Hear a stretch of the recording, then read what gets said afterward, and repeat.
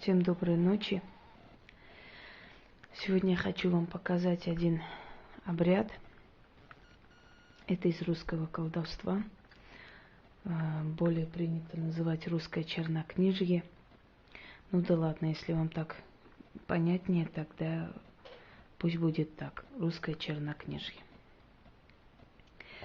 Я сейчас хочу показать, как снимается очень сильная порча, которая обычно не дает человеку идти вперед, которая тормозит развитие семьи, постоянно какие-то создает имущественные проблемы и так далее. И еще вот этим ритуалом можно снять сделанную смерть, которая как бы недавно сделана. И еще можно снимать в быстром темпе, если, например, это наведено, ну, предположим, месяц, два и так далее.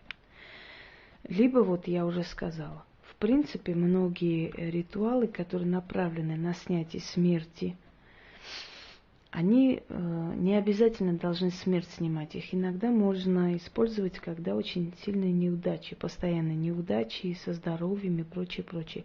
Помогает даже в этом случае. Даже когда мы наводим смерть человеку, это не значит, что человек прям сегодня и умрет. Нет. Он может просто мучиться очень долго. В принципе, на это и направлено. Очень редко бывает цель, чтобы человек просто быстро умирал. Чаще всего направлено на мучение, на долгие вот эти страдания и так далее. И тогда тот, который это навел, сделал, как бы со стороны наслаждается вот этими муками человека.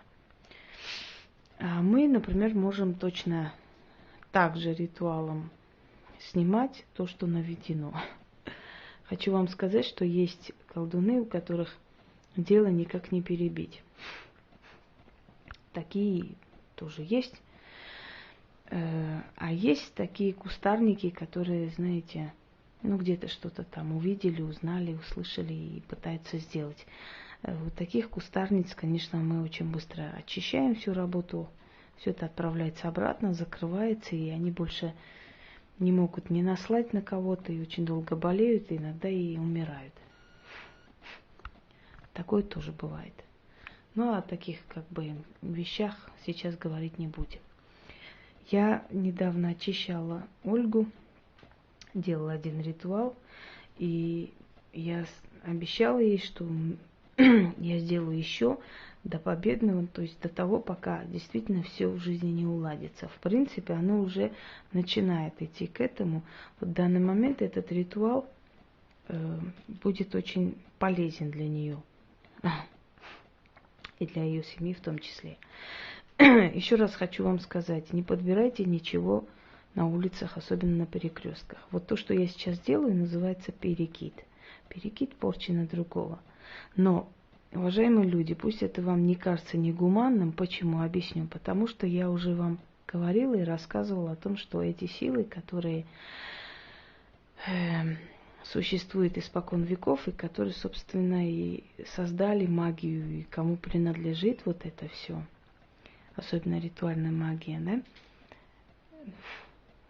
Ого, кто-то там прошелся. Нормально бывает. Просто иногда внезапно проходит и как-то неожиданно. Так вот, вот эти силы, они никогда не позволят невинному человеку пострадать из-за того, что он что-то подобрал. Как правило, они ему не дадут просто той дорогой идти и подобрать что-либо. Всегда подбирают и всегда страдают те люди, которые должны и обязаны за что-то платить и выстрадать. Даже когда делают порчу на человека, если человек виноват, то и мы не спасем этого человека, и до нас не доберется этот человек. Если нет, то обязательно, как в случае с Ольгой, например, найдется кто-то, кто это все уберет.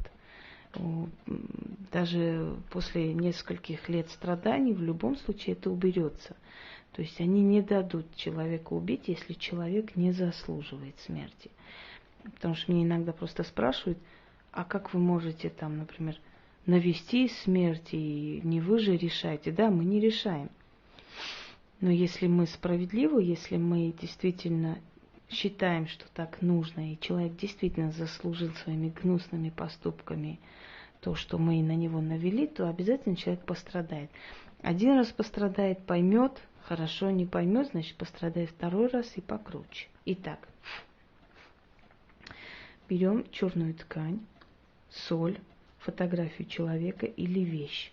Если человек сам пришел, у него есть возможность к вам прийти, значит сыпите соль на ткань, и человек ложит свои руки рядом с солью.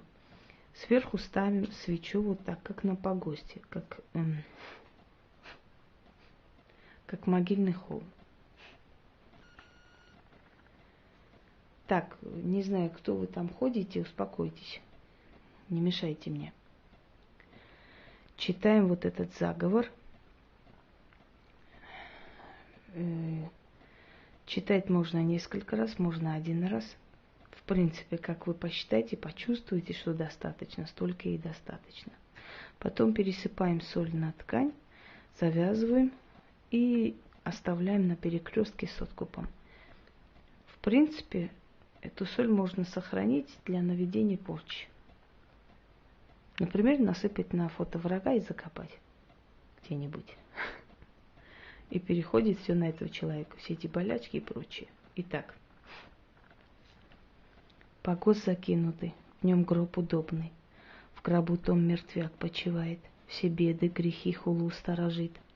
К мертвяку тому ведьмаки тропинками поросшими ход держат. Да у него хулу и спрашивает, на людей хулу тузлом кидают. Мертвяк слеп, не ведает, что греховные дела через него творимы. Спит, почивает, мертвый свою отживает.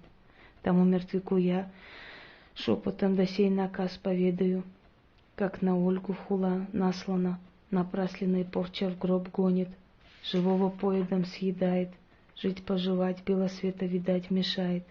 Мертвяк тот куль соли мне покидом кинет, отдаст, бесплаты даст. Кому я подкину, у того сыскать найти новую черную домину, что я сказом велю, тому быть. Аминь.